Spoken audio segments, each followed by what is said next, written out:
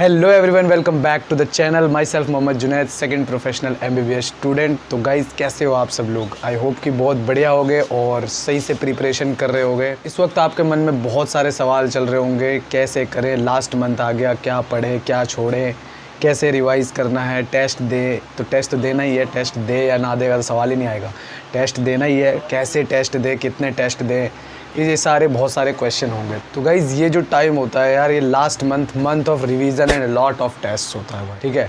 तो यार टेस्ट देना है तो कहाँ से दें? अगर आप कोचिंग में हो तो आपके पास कोचिंग के टेस्ट अवेलेबल होते हैं, तो वहाँ पे आप टेस्ट दे सकते हो। बस ध्यान रखना है कि क्वेश्चंस की जो है वो क्वालिटी होनी चाहिए, अच्छे क्वेश्चंस होने चाहिए, बहुत सारे क्वेश्चन बार बार रिपीट नहीं होने चाहिए, ठीक है। उससे मतलब तुम्हें वैरायटी नहीं मिलती है क्वेश्चंस की। इसके अलावा यार आप लोग टेस्ट सीरीज़ ज्वाइन कर सकते हो किसी ऑथेंटिक इंस्टीट्यूट की, किसी बढ़िया इंस्टीट्यूट की, है ना। तो उस 3 घंटे में आपको अपना बेस्ट परफॉर्मेंस देना है। तो उसके लिए क्या करोगे, अभी से हैबिट में वो चीज़ ले आओगे, टेस्ट दे दें। टेस्ट को देने के बाद उसको अच्छे से एनालाइज़ करना है, मार्क्स देखने कैसे आ रहे हैं। और मार्क्स पे बहुत ज़्यादा वो नहीं जाना है, मार्क्स में बहुत वेरिएशंस आएंगी और फिर बाद में जाके ये स्टेबल कंडीशन में तुम्हारे मार्क्स आ जाएंगे, ठीक है। और वही डिसाइड करेंगे तुम्हारे नीट में क्या स्कोर आने वाला है, ठीक है। तो अभी जो है टेस्ट को बहुत अच्छे से एनालाइज़ करना है, जो गलतियां हुई है, जो कमियां हैं, उसको सुधारते जाना है। और एक टाइम आएगा जब ये इतनी कम हो जाएगी कि नेग्लिजिबल हो जाएंगी, है ना। गलतियां बहुत ही कम हो जाएगी, इसको मिनिमाइज़ करते जाना है हर टेस्ट में। यार इतने सारे टेस्ट देने के बाद आप हज़ारों क्वेश्चन अभी इस महीने में अटैम्प्ट कर चुके होगे अलग से, तो सिर्फ टेस्ट, बाकी तो रिवीजन भी करोगे, बहुत कुछ होगा। मतलब बहुत सारे क्वेश्चन हो चुके हैं और पेपर जो है नीट का वो दूसरे गोले से नहीं आने वाला, वो इसी गोले का क्वेश्चन होगा। तो वो क्वेश्चंस भी वहीं से होंगे, ऐसा नहीं है कि वो बाहर से क्वेश्चन आने वाले हैं, कोई अलग ही क्वेश्चन आ जाएगा हवा से, ऐसा नहीं होगा, ठीक है। क्वेश्चंस मतलब तुम्हारे देखे से होंगे, तुम्हारे पढ़े हुए होंगे, आराम से कर लोगे। तो यार अगर हम बात करें रिवीजन की, तो यार रिवीजन अभी जितनी करोगे उतनी कम है, बहुत ज़्यादा रिवीजन करनी है, मतलब बार बार चीज़ों को रिवाइज़ करना है, क्योंकि वही काम रह गया अब, टेस्ट और रिवीजन, ठीक है। बाकी सब कुछ हो चुका है आपका। मतलब आप जब टेस्ट दोगे तो उस टेस्ट के लिए भी कम्प्लीटली रिवाइज़ करके ही दोगे, बढ़िया से, बिल्कुल नीट समझ के। जैसे मान लो कंप्लीट 11 टेस्ट है, तो अब कंप्लीट 11 टेस्ट है तो कंप्लीट 11 एक बार में तो नहीं हो पाएगी रिवीजन, ठीक है। मतलब मान लो कल ही है तुम्हारा टेस्ट कंप्लीट 11, तो आज रिवीजन नहीं हो पाएगी पूरी।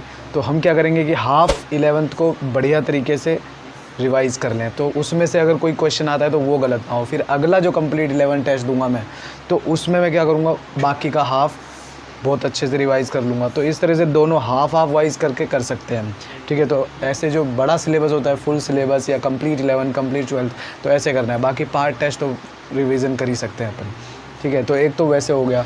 बायोलॉजी में अभी क्या करना है, मेन फोकस आपका NCERT पे होना चाहिए। NCERT को बिल्कुल थॉरोली रिवाइज़ करना है, कम से कम 5 से 6 बार रिवीजन लगानी है NCERT की कंप्लीट बायोलॉजी की, ठीक है। तो उसमें आपको अभी क्वेश्चंस पे बहुत ज़्यादा ध्यान नहीं देना कि बहुत ज़्यादा क्वेश्चन करने हैं, ऐसा नहीं है। क्वेश्चन भी करो, लेकिन क्वालिटी वाले क्वेश्चन, कुछ छांटे हुए क्वेश्चन करो, क्योंकि बार बार एक ही क्वेश्चन को करते हैं तो बायो के क्वेश्चन तो वैसे ही याद हो जाते हैं करते करते ही। अभी थ्योरी पे बहुत ज़्यादा फोकस करना है, थ्योरी बहुत ज़्यादा रिवाइज़ करनी है बायोलॉजी की, और मेनली NCERT से, ठीक है। NCERT से डायरेक्ट क्वेश्चन आते हैं, लगभग 90 में से 88 क्वेश्चन, 85 क्वेश्चन तक आ जाते हैं आराम से NCERT से डायरेक्ट। तो इसीलिए हम क्या करेंगे, NCERT के पूरा फोकस देंगे अभी। तो NCERT की पेपर तक लगभग 4 से 5 रिवीजन हो जानी चाहिए। केमिस्ट्री में क्या करना है, इनऑर्गेनिक केमिस्ट्री के लिए भी NCERT बहुत ज़्यादा सफिशिएंट है, मतलब NCERT से ही बहुत ज़्यादा क्वेश्चन आते हैं इनऑर्गेनिक केमिस्ट्री में। तो इनऑर्गेनिक केमिस्ट्री के लिए भी NCERT को काफ़ी रिवाइज़ करना है, मतलब यूँ कह लो कि रेगुलर रिवाइज़ करना है, क्योंकि बहुत ही ज़्यादा वॉलेटाइल सब्जेक्ट है अपना इनऑर्गेनिक केमिस्ट्री, तो वो भूल जाते हैं हम काफ़ी बार। तो इसलिए उन चीज़ों को बार बार रिवाइज़ करो, रोज़ तो नहीं, मतलब 3 दिन 4 दिन में रिवाइज़ करते जाओ, तभी ये याद रहेगी इनऑर्गेनिक केमिस्ट्री। ऑर्गेनिक केमिस्ट्री में बहुत सारे क्वेश्चन कर चुके हो, मॉड्यूल के क्वेश्चन या फिर जो तुम जहाँ से तुमने पढ़ी है उसमें बहुत क्वेश्चन हो चुके हैं, ठीक है। और इसमें क्या करना है, NCERT के एग्जाम्पल्स बहुत ज़्यादा इंपॉर्टेंट है। ऑर्गेनिक में डायरेक्ट आ जाते हैं एग्जाम्पल ही, तो कितनी बार आ गए, मेरे पेपर में भी आए थे, ठीक है।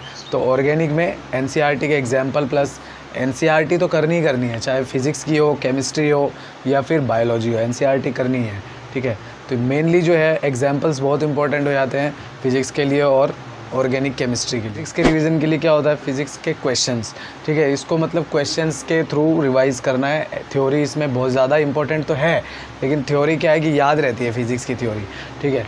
फिज़िक्स की थ्योरी में क्या है, कंसेप्ट ही तो है, कंसेप्ट तो याद ही रहते हैं, ठीक है। मेन चीज़ है यहाँ पर प्रैक्टिस, तो प्रैक्टिस मायने रखती है फिज़िक्स के लिए। तो अभी बहुत ज़्यादा क्वेश्चंस करने हैं फिज़िक्स के रिवीजन ही वैसे ही करनी है प्रैक्टिस के साथ। बस अपने थोड़े बहुत नोट्स देख लिए, उसमें फॉर्मूले वगैरह देख लिए, कंसेप्ट थोड़े बहुत देख लिए, बाकी फिर मेनली जो है क्वेश्चंस पे ही ध्यान देना है फिज़िक्स पे। और एक और मेन चीज़ है PYQ इस टाइम बहुत ही इंपॉर्टेंट है। PYQ भी लगातार करते जाओ, क्योंकि PYQ को भी तुम इस तरह से कर सकते हो, बिल्कुल टेस्ट की तरह। मैंने भी अपने टाइम पे टेस्ट की तरह PYQ किए थे, ठीक है। तो इसमें क्या है, 2 घंटे दे दो या फिर 2.25 घंटे, ठीक है, इतना काफ़ी होता है PYQ के सारे क्वेश्चन 180 करने के पूरे पेपर वाइज, ठीक है। यार अभी जो लास्ट जो मंथ है, इस मंथ को मतलब अपना आखिरी मंथ समझो, बिल्कुल झोंक दो अपने आप को पूरी तरह से, संन्यास ले लो हर उस चीज़ से जो आपका जरा भी मतलब आपको जरा भी डिस्ट्रैक्ट करे या आपका जरा भी टाइम वेस्ट करे, तो उन चीज़ों से संन्यास ले लो, मतलब बिल्कुल ही फोकस हो जाओ। लास्ट मंथ है, मतलब समझ लो कि यही है आखिरी मंथ, है ना। तो जो करना है इसी में करना है, आगे कुछ भी नहीं है, आगे सिर्फ ये मंथ है और मैं हूँ और मेरा नीट है, ये समझना है, ठीक है। तो होगा, बिल्कुल होगा, ठीक है। आगे और चीज़ों के लिए बहुत टाइम मिलने वाला है। नीट एक बार क्रैक कर लो, बहुत टाइम मिलेगा, बहुत अपॉर्चुनिटीज़ मिलेगी, उस समय आप जो मर्ज़ी करना, ठीक है। बस ये जो लास्ट मंथ है, ये अपने आप को पूरी तरह से डिवोट कर दो। बस इतना ही था, मिलते हैं अगली वीडियो में, तब तक के लिए बाय और थैंक यू फॉर वॉचिंग। और मेनली वीडियो का पर्पज़ ये था कि अभी पढ़ाई में पूरी तरह से फोकस करो, कैसे करना है, थोड़ी सी गाइडेंस देने की कोशिश की है, ठीक है। अब ठीक है गाइस, बाय, पढ़ते रहो और wish you all the very best.